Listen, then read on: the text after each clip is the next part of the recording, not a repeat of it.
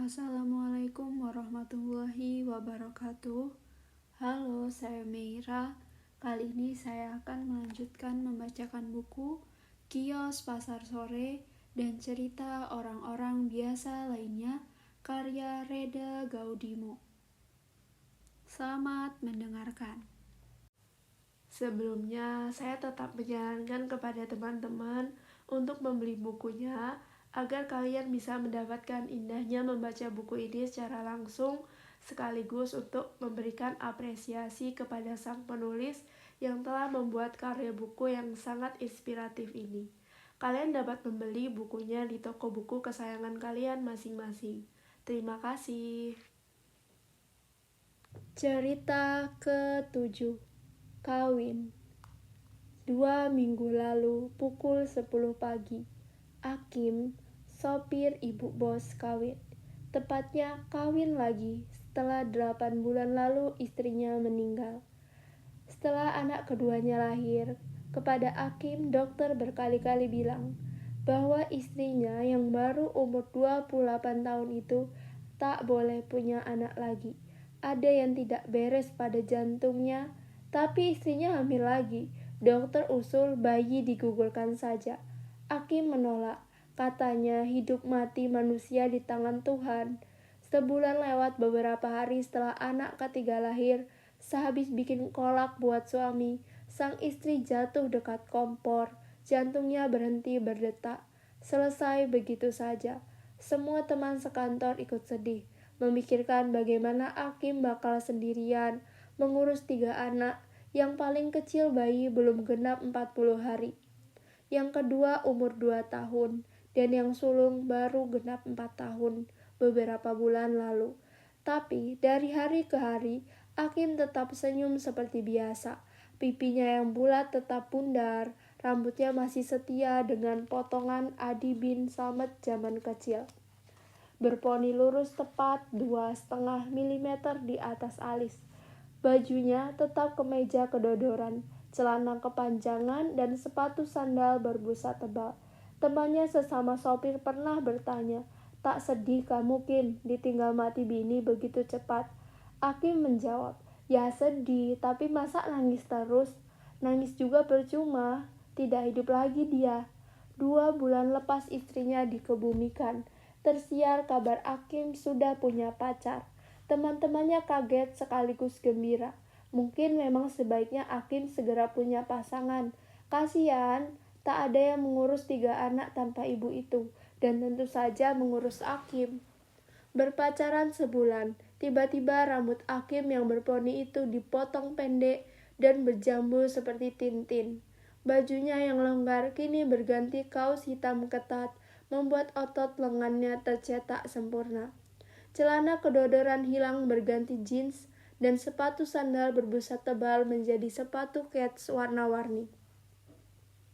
Teman-teman sesama sopir bertanya-tanya, ada apa dengan Akim? Disuruh pacar, katanya kalau pakai baju kain jelek. Akim menjelaskan sambil meringis, sementara tangannya menarik-narik kerah kaos hitam ketat yang memeluk leher bulatnya. Office boy melansir berita, pacar Akim baru tamat SMA. 2 minggu setelah rambut berjambul dan celana jeans ketat, Akim jadi berita lagi. Ia punya motor baru, motor bebek 2, tak yang katanya lelet dan sering mogok itu sudah diganti dengan RX King. Teman-temannya bilang Akim harus hati-hati, jangan sampai ia yang dinaiki RX King. Akim merengut kesal. Hari lepas hari, ada saja hal baru terjadi pada Akim. Seperti hari ini, jambul rambutnya tampak semakin tinggi dan lancip. Tintin kalah. Celananya makin ketat dan kalau diperhatikan betul, perutnya yang kemarin agak buncit sekarang mulai rata. Disuruh olahraga sama pacar katanya. Lalu datang kabar lagi, Akim siap kawin. Teman-temannya kaget dan langsung berebut menasehati. Kim, pikir-pikir dulu kalau mau kawin. Mau nggak dia ngurusin bocah? Sayang nggak sama Orok? Mertua lu bilang apa? Udah izin belum? Hati-hati Kim, jangan sampai anak-anak dapat ibu tiri yang judes. Yang penting anak-anak Kim, elu mah belakangan aja. Biasanya Hakim akan menjawab paling tidak mengiyakan atau menolak omongan temannya. Tapi kali ini Hakim tak berkomentar apa-apa. Dia cuma meringis atau kalau tak senang hati akan pamit mau ke kamar kecil. 3 hari setelah pemberitahuan ingin kawin itu, Hakim punya kabar baru. Perkawinan batal. Calon istri ternyata sama sekali tak berminat hidup bersama anak-anak dari istri sebelumnya. Kalau jadi kawin, semua anak harus tinggal bersama mertua yang lama. Hakim bilang, ya susah kalau anak gak bisa dibawa, mending cari lagi yang bisa sayang semua. Teman-temannya bertepuk tangan. Hakim hebat, dia tahu anak lebih utama ketimbang hasrat sendiri. Lebih dari 3 bulan lewat, terdengar kabar baru. Hakim dipaksa mengawini adik iparnya. Dia datang ke ruang kerja manajer keuangan merangkap SDM. Yang tak lain dan tak bukan adalah saya. Bu, maaf mengganggu, mau minta nasihat, katanya sambil tangannya memelintir ujung bajunya yang kembali kedodoran. Saya bingung, Bu, mertua pengen saya kawin sama adik almarhumah. Turun ranjang aja ketimbang cari yang baru, belum tentu sayang anak lagi. Kalau sama yang ini mertua bilang, saya kan udah kenal, selama ini juga dia yang jagain anak-anak, katanya lagi. Matanya memandang ke lantai. Saya bilang, usul itu bisa saja dipertimbangkan. Sudah kenal, terbukti sayang pada anak-anak, tinggal butuh waktu menumbuhkan perasaan lebih di hati. Tapi saya nggak cinta sama dia, Bu, begitu kata Hakim. Ya tidak harus kawin sekarang, nanti-nanti kalau sudah cinta, saya memberi usul. Tapi umurnya udah 25, tua, Bu, katanya lagi. Ampun, 25 itu masih muda tahu. Ya kalau buat ibu barangkali umur segitu muda. Nah buat saya udah kelewat kali, Bu. Gila kamu, Kim, mau umur berapa? 12. Yang kayak kemarin aja udah gak mau urus anak, gimana yang lebih muda lagi? Sengsara nanti anak-anakmu. Dalam sekejap mulut Hakim langsung mencucu. Tak bisa terima omongan saya. Kim, kamu sudah jadi bapak. Pikirkan anak-anakmu. Sekarang ini mereka yang harus kamu utamakan. Itu namanya tahu prioritas, Kim. Hakim tetap diam. Kamu boleh saja tidak terima dengan omongan saya. Tapi kan tadi kamu yang minta saran. Kalau nggak cocok ya nggak usah dijalanin. Mulut Hakim tetap mencucu. Ketika dirasanya saya telah cukup banyak bicara, dia berdiri, mengumumkan terima kasih, pamit sambil menutup pintu di belakangnya. Seminggu setelah acara minta nasihat itu, Hakim menyebar berita ia sudah punya pacar baru, lebih cantik dan lebih dewasa sedikit dari yang kemarin. Mahasiswi akademi komputer, umur 22 tahun. Teman-teman seprofesi, lagi-lagi mengingatkan soal anak-anak padanya. Hakim yang sekarang rambutnya mirip vokalis Raja itu bilang bahwa semua sudah beres, aman tentram. Bulan lalu, Hakim datang lagi menghadap. Mukanya kusut. Motor RX King yang dulu dipakai sebagai pemikat pacar pertama, kini parkir di rumah temannya yang pasti mengendarainya dengan senang hati. Hakim menggadaikannya kepada sang teman. Ada apa, Kim? Mau pinjam uang, Bu, kasbon. Lagi butuh banget nih, Bu. Banyak. 2 juta, Bu. Oh, buat apa? Mau saya pakai nembus motor. Soalnya kalau nggak pakai motor saya telat terus ke kantor. Naik kendaraan 3 kali macet. Mana berat di ongkos, Bu. Waktu itu motor digadai buat apa? Itu si Nengsi, nama pacarnya, minta dibeliin handphone yang kayak punya temennya, yang kameranya bisa bikin cakep, Bu. Gimana kalau kamu pinjam saja langsung sama Bu Bos? Kalau dia tahu kamu mau nebus motor supaya nggak telat lagi, mungkin dia bakal kasih, Kim. Gak bisa, Bu, nanti saya diomelin lagi, pusing. Lalu ia bercerita ketika hendak beli RX King itu, Bos sudah menawari membelikannya motor bebek 4 tak, gratis. Tapi Hakim tegas menolak karena pacarnya waktu itu bilang motor bebek enggak pernah keren. Mau 1 tak, 2 tak, 4 tak, bahkan 10 tak pun kalau ada sama aja. Bebek ya bebek. Ia harus punya King. Ditampik begitu. Ibu bos tersinggung sekarang untuk pinjam uang pada bos, ia malu hati. Maaf Kim, saya tidak bisa kasih kamu pinjaman. Utang kamu sama kantor udah banyak. Sudah beberapa kali ini kamu kasbon melulu. Kalau potong gaji terus bisa-bisa kamu gak punya duit buat dibawa pulang. Bagaimana kalau saya pinjam sama ibu saja? Tolong deh bu, uang saya habis buat nyicil macem-macem. Dan kredit motor belum lunas bu. Saya menggeleng menolak permintaan Akim. Ia bangkit dari kursinya tanpa menoleh meninggalkan ruangan. Ya, 14 hari lalu Akim kawin. Ibu bos cuma diberi tahu kalau sopirnya akan ijab kabul pada hari Sabtu itu. Ia tak mengundang, tak meminta kami datang.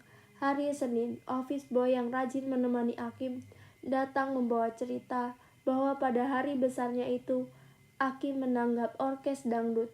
Sayang, office boy bilang tak seorang pun sempat goyang diiringi orkes dengan penyanyi perempuan semua dan semok sungguhan itu. Pasalnya begitu perangkat orkes diturunkan dari truk, satuan keamanan kampung datang. Semua harus dinaikkan kembali. Orkes tak boleh berlangsung. Akim lupa mengurus izin keramaian di kampung istrinya. Tapi acara perkawinan dan makan-makan tetap boleh digelar. Lagu-lagu mengalun lewat tape dan speaker pinjaman tetangga dengan volume secukupnya. Hari Kamis Akim tak masuk kantor dengan alasan menemani istri yang tak enak badan. Keesokan harinya Akim tetap tak muncul. Sekretaris ibu bos menelpon ke telepon genggam Akim yang menjawab kakak istrinya. Katanya harap maklum kiranya Akim harus tinggal di rumah lebih lama karena dilarang istri tercinta yang masih kangen. Masih mau bulan madu. Sekretaris naik pitam. Ia bilang sebagai sopir bos, Akim sudah setuju kalau libur perkawinan keduanya cuma 3 hari. Jadi seharusnya ia sudah masuk kerja pada tanggal yang telah disepakati. Kakak dari istri barunya terkejut. Akim bekerja sebagai sopir. Bagaimana bisa? Dia bilangnya orang sales. Kantor ekspor impor bu, kata kakak ipar di seberang sana. Tak cuma itu, Aki mengaku duda mati tanpa anak pula. Sekretaris ibu bos yang memang seumur hidupnya tak pernah kenal rem dalam melansir riwayat hidup siapapun, langsung berkisah panjang lebar pada pemegang telepon genggam di ujung sana. Tersampaikanlah bahwa Akim yang baru mengawini adiknya itu sesungguhnya punya 3 anak, 1 di antaranya masih bayi. Di mana mereka sekarang? Sang sekretaris tak tahu lokasi tepatnya. Mungkin masih bersama mantan mertua. Telepon kakak ipar istri baru mendadak terputus atau diputus. Hari ini Akim masuk kantor dengan rambut berminyak. Rambut bak penyanyi sudah lenyap.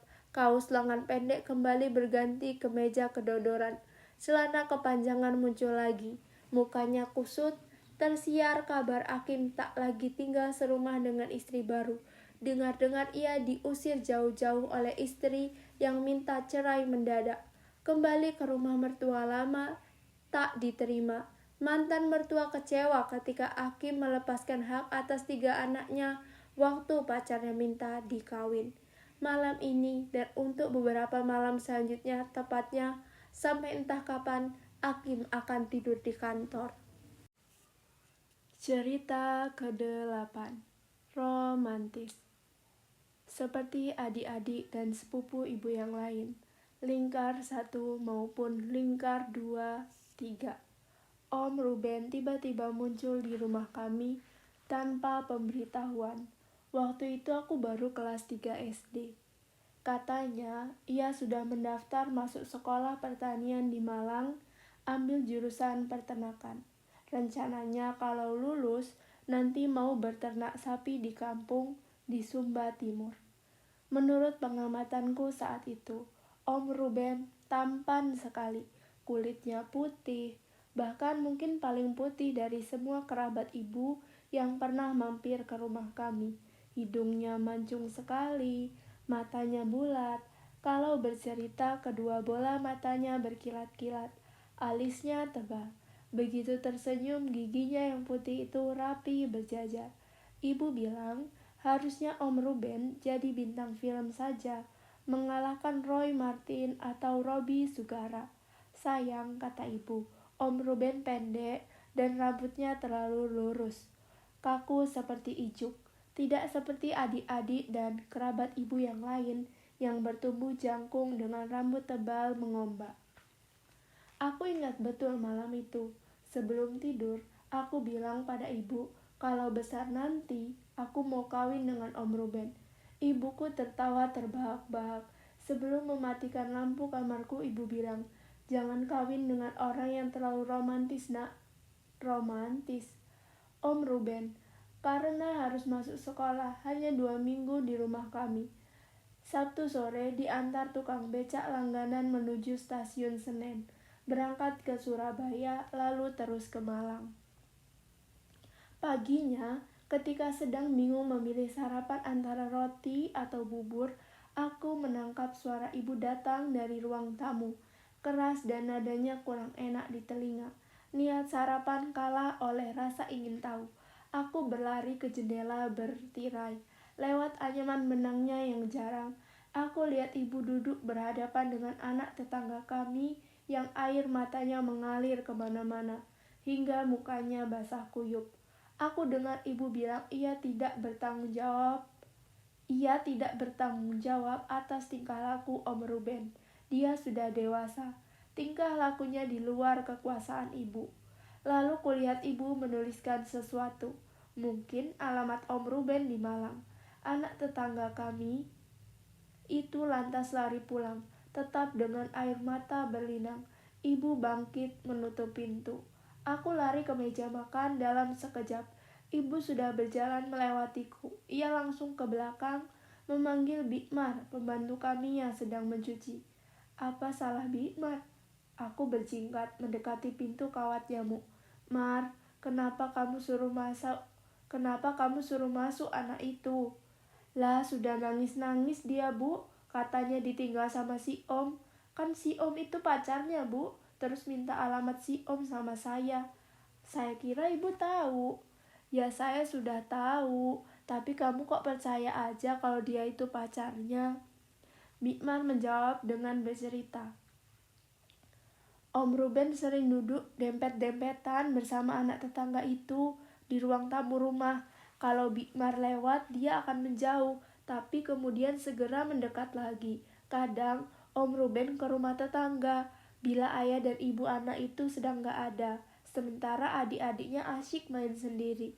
Tak tahan berdiri berlama-lama di balik pintu, aku menampakkan diri dan bertanya, ada apa? Ibu yang masih kesal cuma bilang, Om Rubenmu itu terlalu romantis dia. Romantis? Romantis membuat anak tetangga kami bisa berlinang air mata. Upaya mencari tahu lewat bertanya pada ibu berbuah omelan. Anak kecil mau tahu urusan orang tua saja. Sana, ibu sakit kepala. Oh, romantis penyebabnya. Kepada bapak aku tanyakan apa itu romantis. Dia cuma bilang, ya seperti Om Ruben itulah. Seperti apa? Dia tersenyum saja, sementara tangannya menepuk-nepuk bahuku. Lama tak terdengar berita, tiba-tiba saja, seperti saat ia datang dulu, Om Ruben kembali muncul dengan baju safari mirip seragam menteri pada zaman itu. Dengan suara lantang ia bercerita. Sekarang sudah jadi kepala dinas peternakan di kampung halamannya. Aku sudah SMP waktu itu. Saat makan malam, Om Ruben sibuk bercerita tentang peternakannya, tentang kuda pacunya yang selalu meringkih setiap lewat kuburan, atau ayam-ayamnya yang berkotek dengan suara melengking. Beda dari ayam-ayam di Jawa. Tiba-tiba di tengah simpang siur cerita Om Ruben, ibu menyebut nama anak tetangga kami dulu, Leila, yang menangis deras ketika tahu Om Ruben pergi tanpa cerita. Lela, Om Ruben mengulang nama itu, mukanya tampak heran. Ia sudah tak ingat lagi. Ibu meluruskan punggungnya, meletakkan sendok di meja makan. Dan, sudah sejauh itu kamu bisa lupa. Suaranya keras, tajam. Aku berhenti mengunyah, tak bisa menelan. Om Ruben megap-megap seperti ikan mujair, tetapi dengan berani ia bersuara, bilang bahwa tak tahu menahu apalagi ingat pada si Leila. Ibu langsung bangkit dari meja makan, mukanya berubah masam. Omong-omong nostalgia tamat sampai di situ. Sambil menuju ruang tamu, ibu menggerutu. Memang repot kalau terlalu romantis. Kepada bapak yang malam itu pulang terlambat, aku ceritakan semuanya. Ia cuma bilang, biar saja itu urusan ibumu, lalu menyuruhku tidur. Esok paginya, aku lihat Om Ruben sudah bersiap-siap berangkat.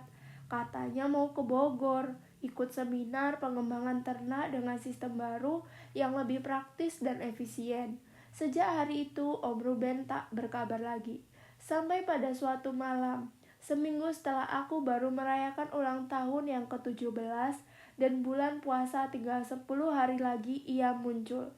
Bapak sedang tugas luar kota, cuma ada aku, ibu, dan bibi. Kami hampir tak mengenalinya. Kulitnya yang dulu putih kini menggelap. Rambutnya mulai beruban, matanya yang besar agak redup. Perutnya yang dulu rata membuncit. Ibu bilang, itu pertanda Om Ruben sudah hidup enak. Ia tertawa lebar. Ibu dan Om Ruben berpelukan sambil saling mengusapkan hidung. Ciuman khas sekampung kami. Ketika melihatku, ia berteriak, "Ah, sudah besar, sudah nona." Ia memelukku, membandingkan tinggi kami berdua. Melihat aku lebih tinggi darinya, ia meringis, menampakkan giginya yang ternyata masih tetap putih berkilau seperti dulu. "Ada angin apa? Tiba-tiba saja kamu kemari?" tanya ibu. Om Ruben tidak segera menjawab, ia hanya tersenyum kecil duduk di sofa sambil memijat-mijat betisnya. "Ada apa, Ruben?" tanya ibu lagi. Sekali ini dengan suara yang agak keras. Aku tak suka mendengar suara ibu yang agak keras begini. Aku ingin masuk ke kamar saja, tapi ibu memberi isyarat agar aku tetap diam di tempat. "Saya ada soal kecil di rumah," katanya. "Kecil?" Suara ibu meninggi. "Kalau kecil, kamu gak akan sampai di sini malam-malam begini. Ada apa, Ruben?" Om Ruben memandang ibu dengan mata mengiba, minta diperbolehkan untuk tidak bercerita. Tapi tentu tak mungkin. Dia tahu ibu, jangankan Om Ruben, semut saja tidak bisa mengelak dari ibu. Tak mungkin. "Bingung, Kak, soal perempuan." "Duh, Depa Kapo, pacar saya di kampung. Hamil, punya anak. Cepat kawini dia. Tidak mungkin kau tak ada uang." "Bukan itu soalnya, Kak." Lalu, Om Ruben bercerita tentang Kori Juno, kekasihnya yang jauh di pulau itu. Sekitar 2 tahun lalu, Om Ruben memutuskan untuk melamar Kori. Orang tua Om Ruben siap datang membawa sirih dan kain adat. Tetapi 2 jam sebelum waktu berangkat, tiba utusan dari rumah Kori membawa pesan. Rombongan yang hendak melamar tidak perlu datang. Keluarga Juno tak punya niat berbesan dengan keluarga Mone. Kori, putri tunggal keluarga itu, akan dikawinkan dengan lelaki dari Jawa, Ruben Mone. Pamanku itu sesak napas. Tangannya meraih tempat sirih, membuangnya ke lantai. Cepat ia masuk kamar lalu segera keluar membawa parang. Ia berlari keluar rumah, melesat menerabas ladang jagung yang kering, diserang hama belalang. Ibunya pingsan. Semua mencari, khawatir Ruben Mone akan bikin ulah di rumah mantan calon mertua. Dengan suara rendah, ia ceritakan apa yang terjadi hari itu. "Saya memang mau serang keluarga itu. Terserah mau masuk penjara, kena tembak, biar saja. Wedhido ya, saya tidak takut." Tetapi setelah jauh berlari, hasrat itu hilang begitu saja. Ia ingat Kori. Kalau sampai terjadi apa-apa, Kori yang akan susah nantinya. Malam itu, ia tidur di padang rumput, bermimpi berangkat ke Jawa. Meninggalkan Kori, peternakan, kantor, semua. Esok harinya, ia terbangun ketika matahari terasa menyengat kulit. Ia pulang. Di rumah, keluarganya sedang rapat besar, membuat keputusan penting. Ia akan dinikahkan dengan Meli Kire. Ruben Mone menolak. tetapi tak ada yang mau mendengar suaranya. Ini soal harga diri keluarga besar Monet. Penolakan yang sangat kurang ajar itu harus dibalas dengan telak. Melly, perempuan itu mau sama kau? Tanya ibu. Om Ruben mengangkat bahu. Entah lagi, Kak. Saya tidak berpikir sampai ke sana. Sore, waktu kami bertemu, dua keluarga berbicara, dia diam saja, tidak bilang apa-apa. Dalam 48 jam, Ruben menikahi Melly. Oleh keluarganya, Om Ruben diberi rumah besar yang letaknya berseberangan dengan rumah Cory, mantan kekasihnya.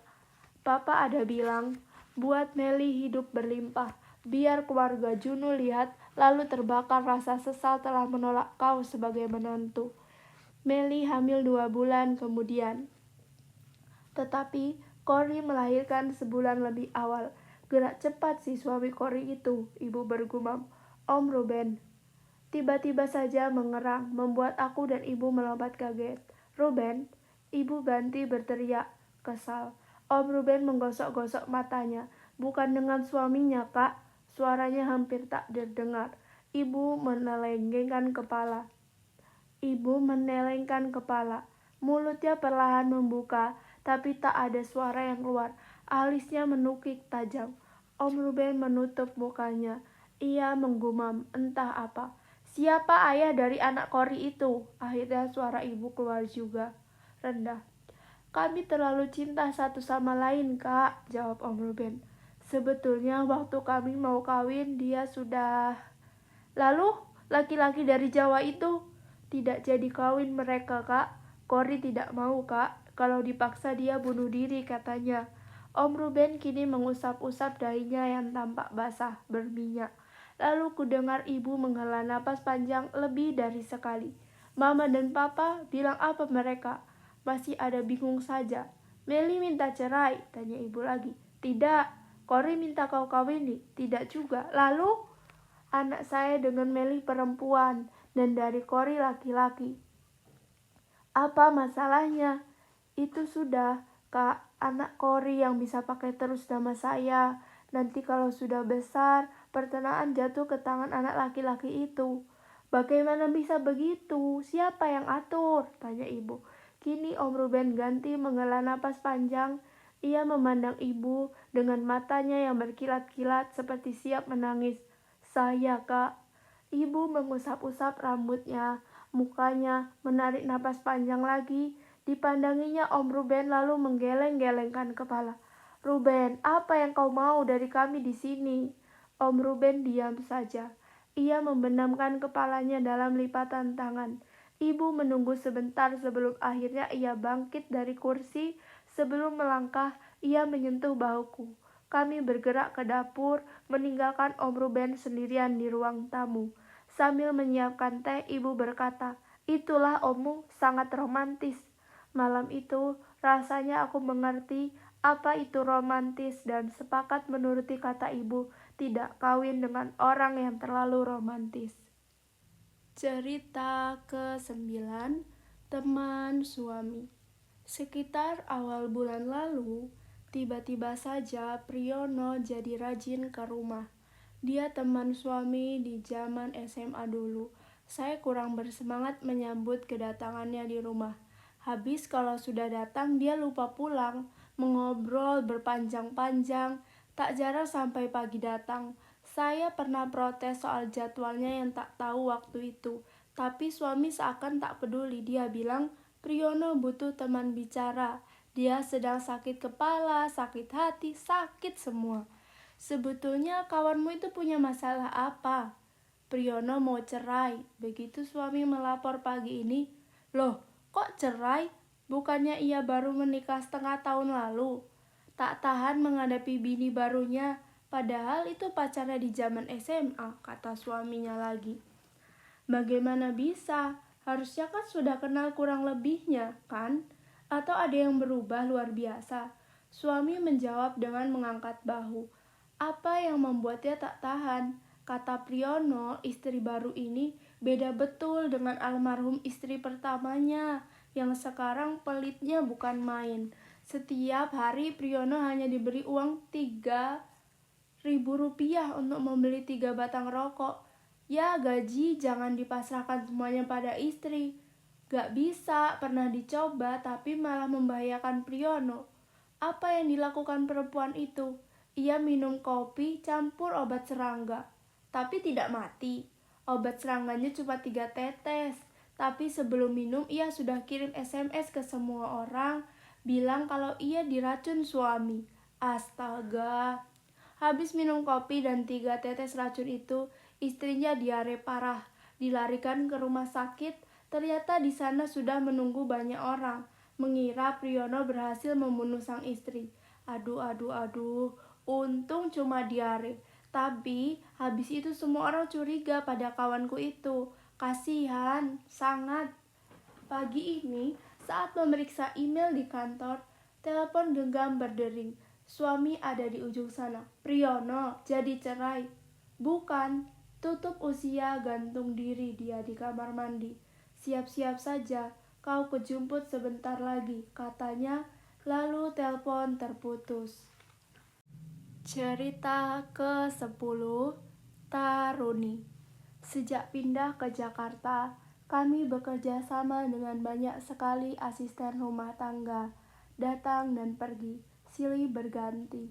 Satu di antara yang banyak itu, Taruni, adalah tetangga rumah sebelah yang membawanya ke rumah kami. Ia tiba di rumah sore hari, tidak banyak bicara, ketika ditanya hanya mengangguk atau menggeleng. Mak agak ragu menerimanya. Pertama karena ia sudah cukup berumur, tubuhnya begitu kurus dan mungil. Mak tidak yakin ia akan sanggup mencuci tubuhan baju di rumah kami. Yang kedua, Mak tanya. Mak bilang bola matanya Taruni bergerak cepat, seperti mencari kesempatan untuk lari, melompat dari tempat duduknya. Tetapi kebutuhan yang amat sangat membuat Mak gak punya pilihan kecuali menerima Taruni sebagai pembantu rumah kami yang kesekian. Dia langsung menempati kamar di bagian belakang rumah. Tak banyak bawaannya, hanya sebuah tas plastik berisi sehelai daster, sepasang pakaian dalam dan sisir kecil yang sudah ompong beberapa giginya. Paginya ketika emak bangun, ditemuinya di dapur sudah bersih. Piring-piring sisa semalam sudah dicuci dan dikeringkan. Lantai mengkilat. Di meja terhidang nasi goreng, siap untuk disantap dan dibawa sebagai bekal ke sekolah. Emak, aku, dan bapak terkagum-kagum. Belum pernah kami punya pembantu yang bekerja sangat cepat, juga tanpa suara.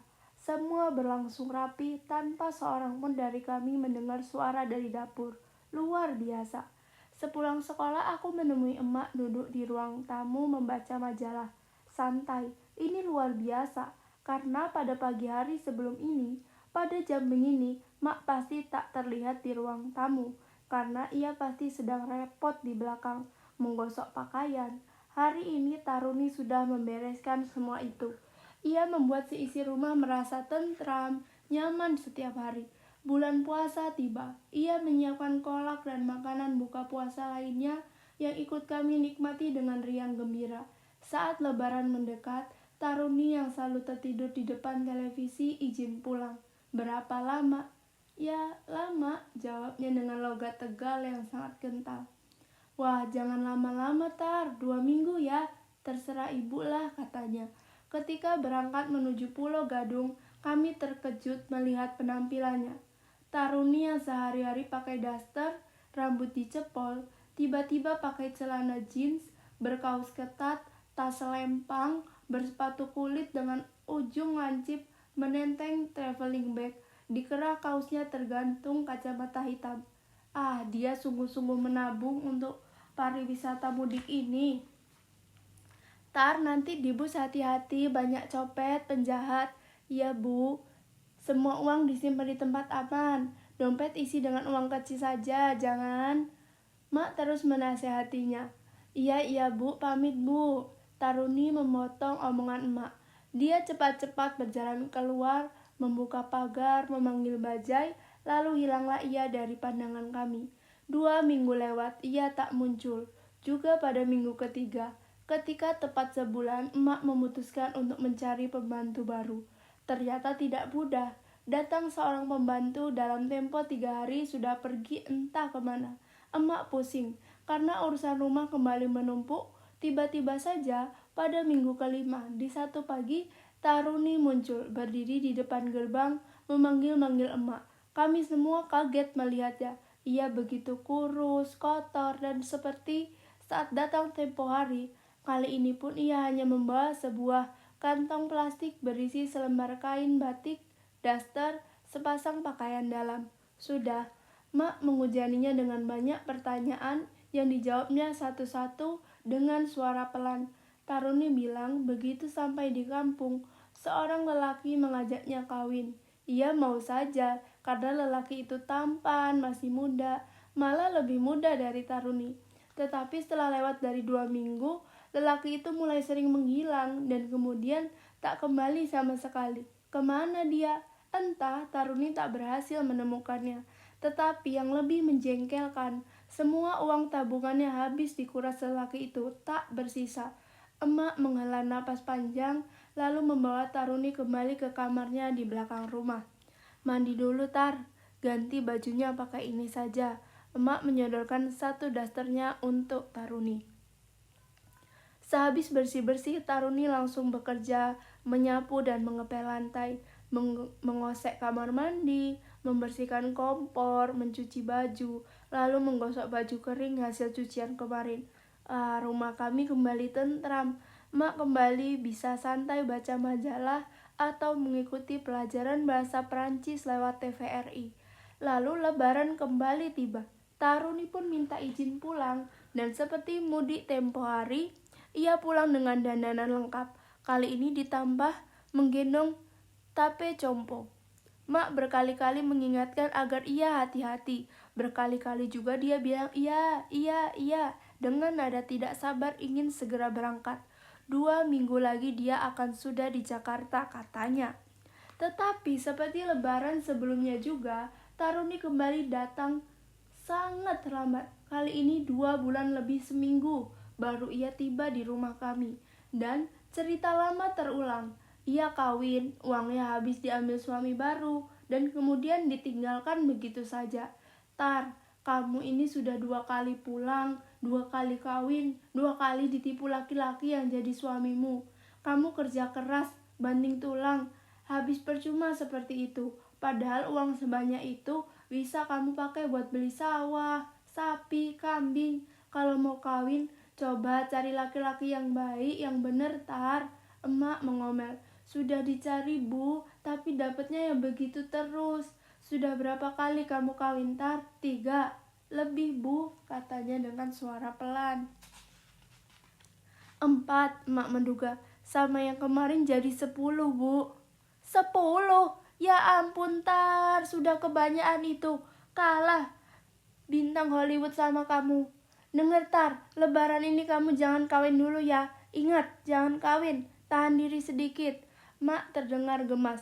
Taruni mengangguk-angguk. Mak menggeleng-gelengkan kepala, tak habis pikir.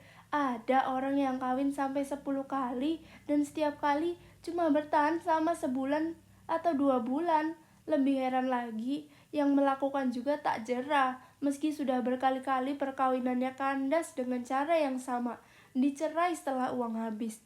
Tar, pulang sekarang ini janji kamu gak kawin dulu. Setelah puas, kumpul dengan bapak ibumu dan pak lek bu lekmu dan pak de bu de kamu, balik ke sini. Jangan kelamaan, cepat balik ke sini karena kami akan pindah rumah. Kalau kamu datang terlambat, kami sudah tidak tinggal di sini lagi. Alamat baru kami titipin ke Bu Sastro yang bawa kamu ke sini dulu itu. Ingat ya, Tar? Emak berpesan. Taruni bilang iya. Sebulan lewat dan hari kepindahan kami pun tiba. Taruni belum muncul juga. Emak sudah menitipkan alamat rumah kami yang baru pada Bu Sastro, lengkap dengan denah yang sangat detail. Berharap ia mau berbaik hati mengantarkan atau minimal menerangkan semua yang tertulis di kertas pada Taruni yang buta huruf itu. Bahkan 2 hari setelah semua barang diangkut ke rumah baru, emak masih menyuruhku berjaga-jaga di rumah lama. Siapa tahu Taruni datang, tapi ia tak juga muncul. Selama beberapa minggu di rumah baru, emak gelisah memikirkan Taruni. Beberapa kali aku diutus main ke tetangga kami di dekat rumah lama, menanyakan Taruni. Tapi aku selalu pulang dengan tangan hampa. Tak ada kabar tentang dia. Tak pernah ada yang melihatnya muncul di sana. Aku tak ingat kapan, yang pasti lama sekali setelah kepindahan itu, emak baru benar-benar bisa menerima bahwa Taruni tak akan pernah muncul di rumah kami lagi. Emak bilang, mungkin Taruni sudah memakai uangnya untuk membeli kambing, bebek, dan ayam seperti yang dinasihatkan emak padanya. Atau mungkin saja ia berhasil menemukan lelaki yang tepat, mengajaknya kawin dan kali ini bertahan cukup lama. Mungkin, sangat mungkin. Cerita ke-11 di hari ke-89.765. Ia tahu ini hari Minggu karena begitu banyak anak berlarian menyerbu masuk rumahnya, berteriak-teriak dengan suara nyaring, menganggap rumahnya adalah tanah lapang, ruang bermain, tempat mereka bisa berkejaran, bermain sembunyian, atau berguling-guling. Lantai rumahnya memang dingin, bersih, siapapun tergoda untuk merasakan sejuknya di telapak kaki. Ia tahu ini hari Minggu karena lewat sudut mata ia bisa melihat anak-anak dengan suara lantang itu ditemani ayah dan ibu, bukan bapak dan ibu guru. Ayah dan ibu masuk begitu saja, tak menoleh lagi padanya. Mungkin bosan. Mereka sudah pernah ke sini bertahun lalu, ketika mereka seumur anak-anak itu, ketika guru memerintahkan membuat catatan tentang dia. Apalagi yang baru sekarang. Tak ada. Ia tahu setelah hari ini lewat, besok akan sepi. Rumahnya ditutup sehari seminggu. Tapi apa bedanya hari ini dan besok dan ribuan hari yang lalu? Ia tetap di sini, di samping pintu masuk, di sebelah loket karcis yang hanya memungut Rp2.000 untuk sehari penuh berkeliling di rumahnya ini. Sesekali ada yang menoleh ke arahnya, menyentuhnya, memotret, tapi itu saja. Puluhan ribu hari yang lalu ia menikmati berpasang-pasang mata menatapnya dengan kagum. Telinganya jelas menangkap bahasan mereka tentang dirinya, bukan saja cara ia diciptakan, tapi siapa yang ia gambarkan tak henti ia dibicarakan. Tiba-tiba kakinya terasa hangat, sepasang tangan meraba jemari kakinya. Seorang anak sedang menyentuh kuku-kuku kakinya sambil membaca namanya, lalu mengangkat kepala. Tiba-tiba ia ingin menangis. Mata anak itu mengingatkannya pada sepasang mata dari ribuan hari lalu.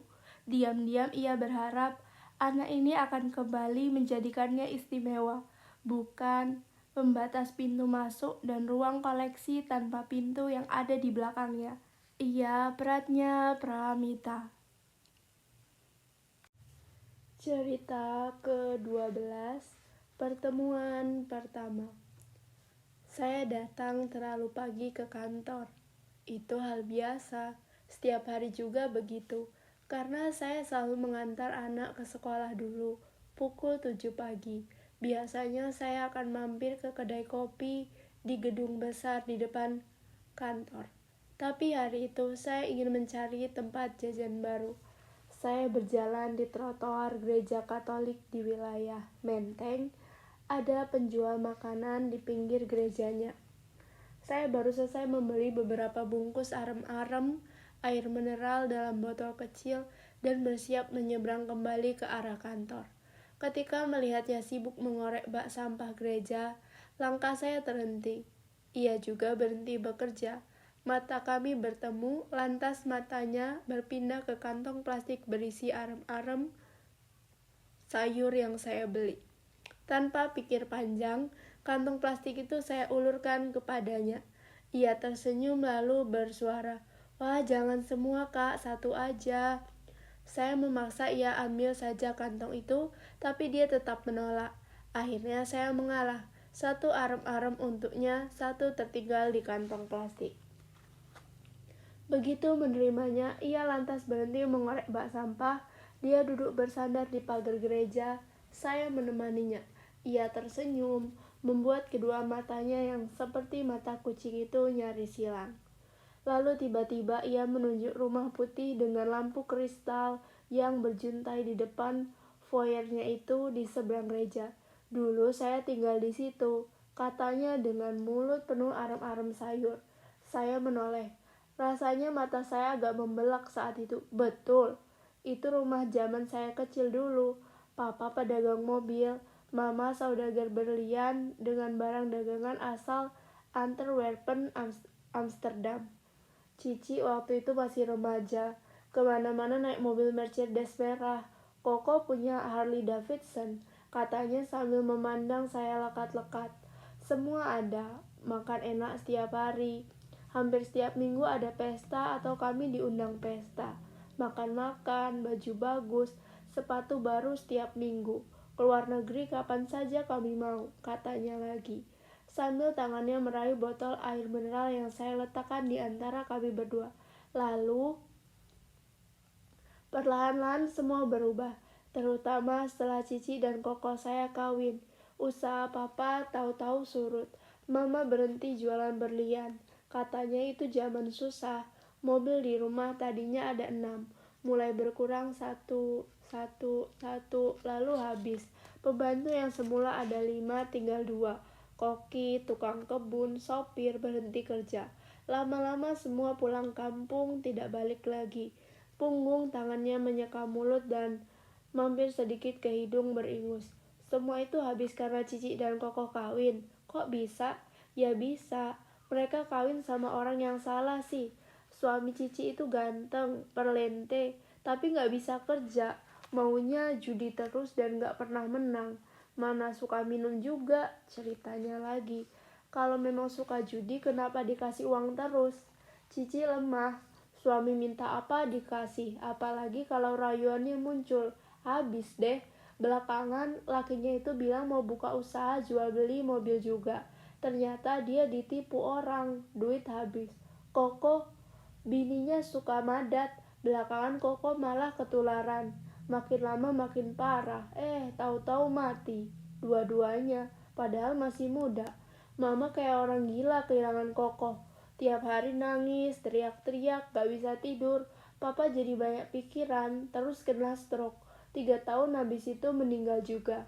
Mama nyusul seminggu sesudahnya. Padahal kata dokter mama sehat.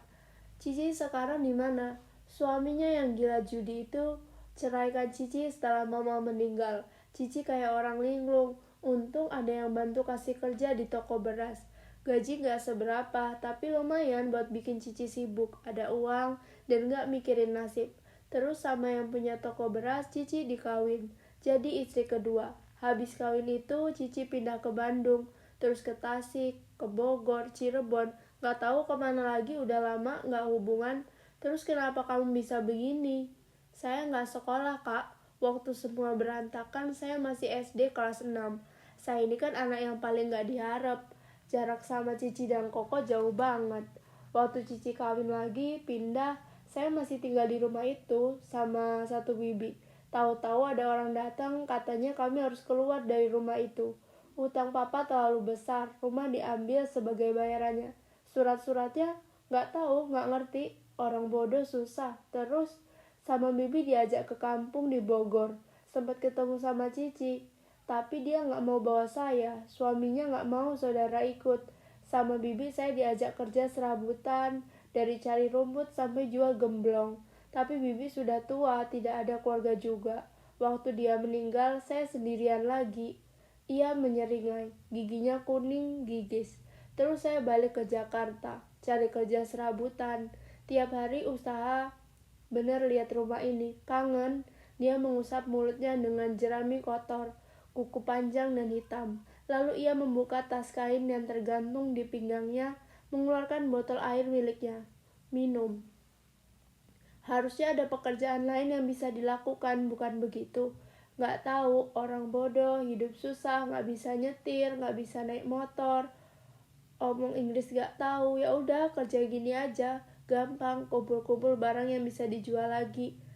Penadahnya ada aja, lumayan buat hari-hari. Ia merapikan rambut yang jatuh ke dahi dan menutup matanya yang sipit itu. Tangannya memijit hidungnya yang mancung, berupaya menghentikan aliran ingus. Bibirnya yang tipis tersenyum. Dia tertawa keras sekali ketika saya bilang mukanya bagus seperti Vic Zhao, bintang film Mandarin. Air liurnya sampai menetes.